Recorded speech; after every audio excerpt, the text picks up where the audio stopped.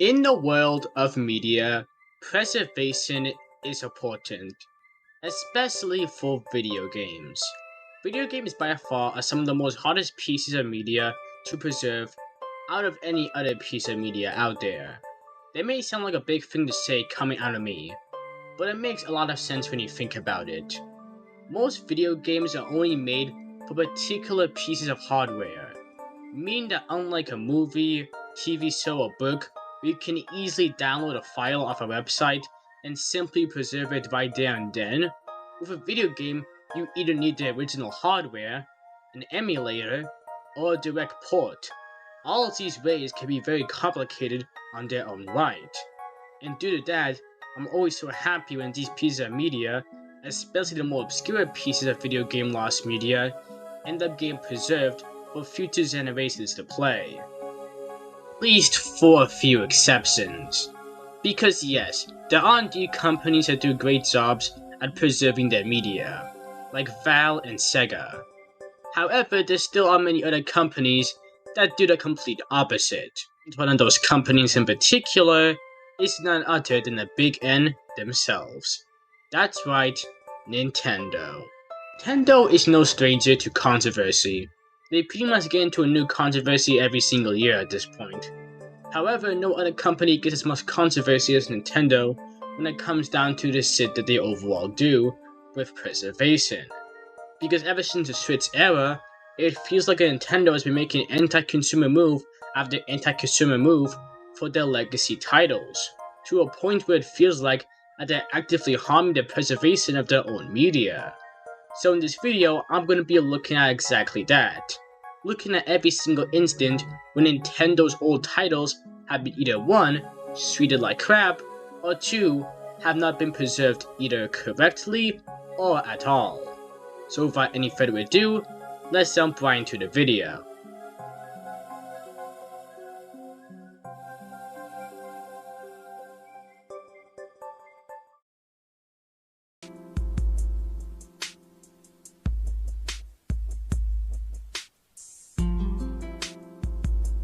Legacy content has always been something Nintendo has been starting to focus on since the Wii. It all started with the Virtual Console, which is one of Nintendo's first ever methods of obtaining most of their legacy titles. And this was overall huge. Not only did we have a lot of Nintendo's old games released for the first time, but many other consoles like the Sega Genesis were also added as well. And despite, yes, there being some games that didn't get added to the console, it was still a pretty good collection for 2006. Same thing applies with their emulation. It may not have been one of the best emulators out there in comparison to the more newer stuff we get, but the emulation for 2006 was pretty good, and definitely gave you the same experience you would get with these titles when you first booted them up on your old Nintendo consoles. Following the Wii U era, and with it being one of Nintendo's first ever HD consoles, you would expect they would only go above and beyond with their classic titles, right?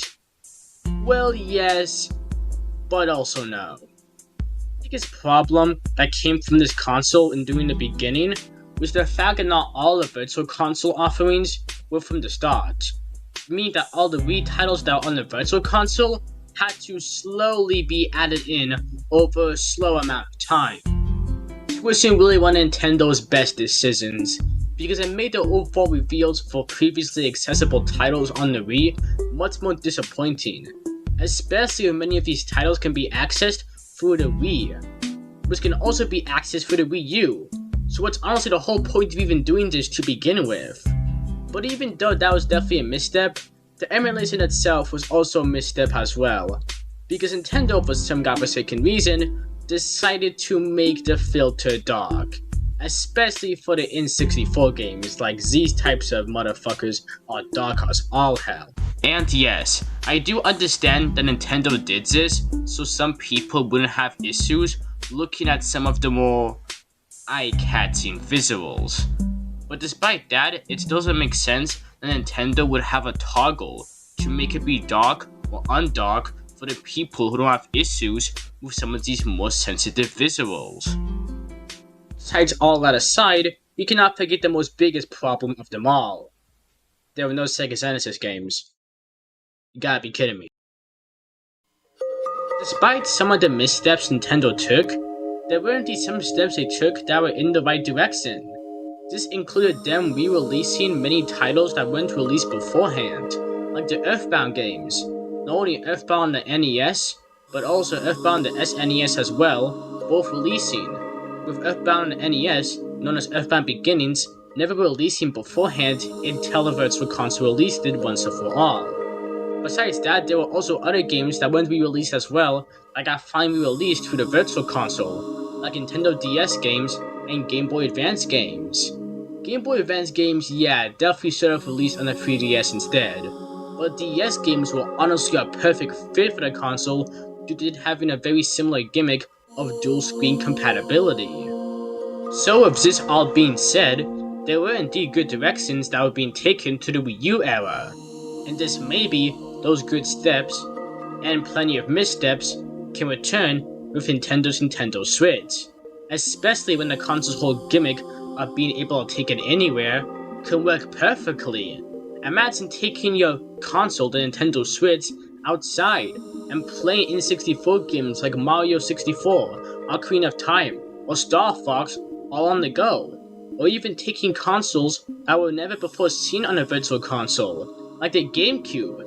Imagine actually being able to have split-screen multiplayer for games like Kirby Air Ride, or Smash Bros. Melee, or many other of the great multiplayer titles for the GameCube. The possibilities were really endless, right? Well, not so much.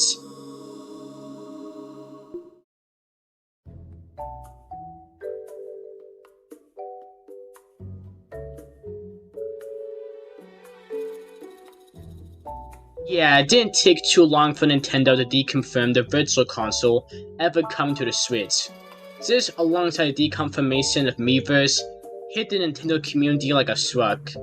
However, it still wasn't all gone, because Nintendo Switch Online was gonna have NES games as a part of the pack.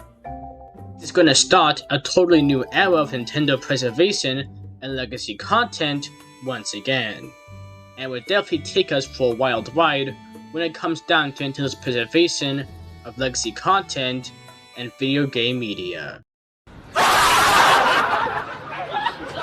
Let's get the elephant out the room first. Switch Online is a mess. When it first released, pretty much every single person docked on this platform like it was a Tuesday afternoon. And despite the overall legacy content getting less amount of attention in comparison to the peer-to-peer online play, it still was something that people didn't like too much. And I think the reason why was because of two reasons. The first reason why it was so controversial was the whole concept of what you can do on the service itself. It is pretty much a fact at this point that modern emulation from big name companies can't even compare to unofficial emulation. Unofficial emulation is in a completely different realm of its own of quality.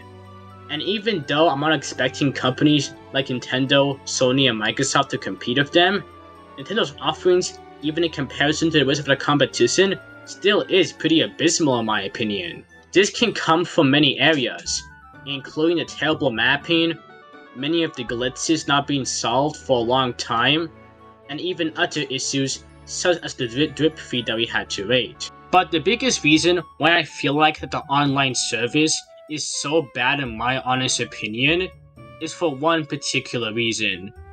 It's a subscription service. Keep in mind that unlike a Virtual Console, you cannot own games forever. Like for example, if you actually buy a game like Kirby Adventure on your Wii U or 3DS, you will own your game forever. Even if the service closes down, you will still have your copy of Kirby Adventure probably until the end of time. But if you want to play Kirby Adventure on your Nintendo Switch, you gotta get a subscription service. And if you don't pay $20 a year, then you can say goodbye to Kirby Adventure and all of your titles as well from your NES, SNES, N64, Genesis, and Game Boy catalog. And even if, in the best timeline, Nintendo Switch Online survives past other Nintendo consoles beyond the Switch, it still is gonna die at least eventually. And once it does eventually die, then what's gonna happen to all the other titles? they're gonna be unavailable forever. Yes, they may be in your system and may not be cloud unlike other titles, but unless you verify your Nintendo Switch Online subscription service, then it's pretty much game over. Many people do not like the Nintendo Switch Online subscription service for multiple reasons, but I feel like this is one of the big reasons why people don't like the service. Not only due to the fact that it's less compact and less easier to use than the Virtual Console, but also for the fact that all the legacy titles that you just bought aren't gonna be with you forever.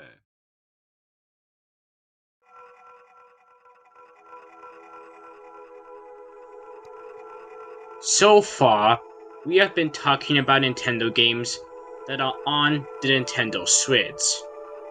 But what about the games that are not on the console? Because for every Kirby Adventure, Kirby Superstar, and Kirby Tilt and Tumble that gets re-released, there's also games like Kirby Air Ride, Kirby Mass Attack, and Kirby Canvas Curse that are not re-released on modern hardware. And the same thing applies to so many other games as well. Despite many of these games being highly loved among Nintendo fans and highly requested by Nintendo fans to be re-released. But with Nintendo being Nintendo, they usually say no, with only a few exceptions here and there. Meaning for Nintendo fans, there were only two options: either to spend a lot of money on the hardware and the game, or two, pirate it. And most logical people, with not that much money to spend, will probably pick emulation, because it's the most easiest way to play classic games without spending this amount of money not only on the game, but the console on top of that. But what is Nintendo's response to their own mistake and their own problem that they created? Simple. They take it down. See ROM sites? Take it down. See emulation? Take it down. See any attempt to preserve Nintendo media? Take it down. Nintendo has a pretty bad track record for taking down any piece of fan work or any piece of preservation that has their content in it. And this can be seen heavily with how Nintendo deals with emulation, by pretty much trying to take it down in any way or any means possible. And normally, I would honestly be happy if this happened for any other company, because preservation is good, but I want to come from the official company so I can support the people who made that piece of media that I love. So, when it comes to piracy, I'm not really a huge fan of it. But I'm only a fan of piracy when it comes from a company that actively refuses to re-release their work, like Nintendo, who have gone on a crusade to take down any piece of preservation of their legacy content, to a point where it pretty much makes piracy the most optimal way of experiencing Nintendo's old classics. And this can be seen the most with Nintendo's biggest mistake yet, taking down the Wii, Wii U, and 3DS eShop.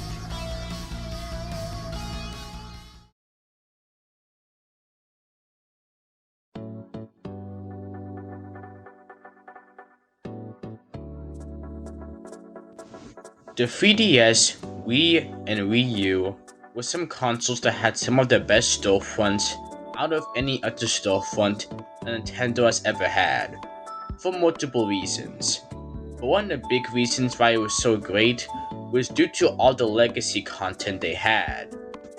From NES to SNES, to DS to Game Boy Advance, to even many titles from the Wii, the Nintendo eShop and the Nintendo Wii Shop channel had a lot of titles you couldn't get anywhere else, or at least titles you couldn't get anywhere else in the same easy way as the current subscription service we're dealing with today.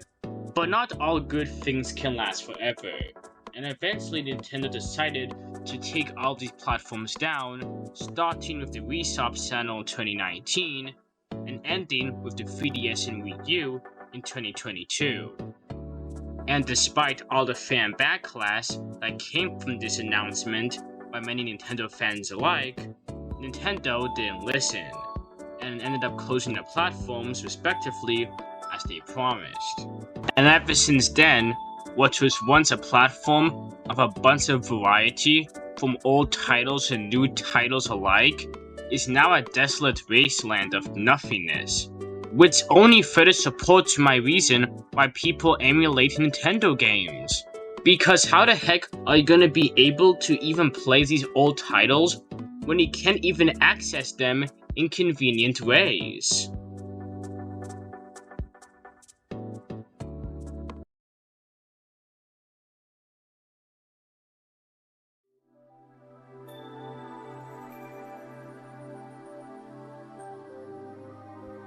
Throughout everything, the Nintendo Switch Online service, the closure of the shops, and even emulation itself, Nintendo has overall shown a bunch of incompetence when it comes down to preserving their media. And there still are many other examples of this that I can actually go over. But if I did that, I would be here all day. Which is overall a shame, because I do believe Nintendo, throughout all the mistakes they have been making, have made few steps in the right direction. Like re-releasing some of the more obscure titles, like Kirby Tilt and Tumble, and releasing much more heavily demanded games to be re-released, like Banjo-Kazooie. And besides re-releases, Nintendo has actually made much more remakes of the previous titles, which is definitely an upgrade in comparison to the old titles we got a few years ago. All of these are good decisions in my opinion, and are steps in the right direction. But those are only a few good decisions, and until Nintendo fixes all the problems that I mentioned earlier, Nintendo has a long way to come to surely make the preservation of the legacy content worthwhile.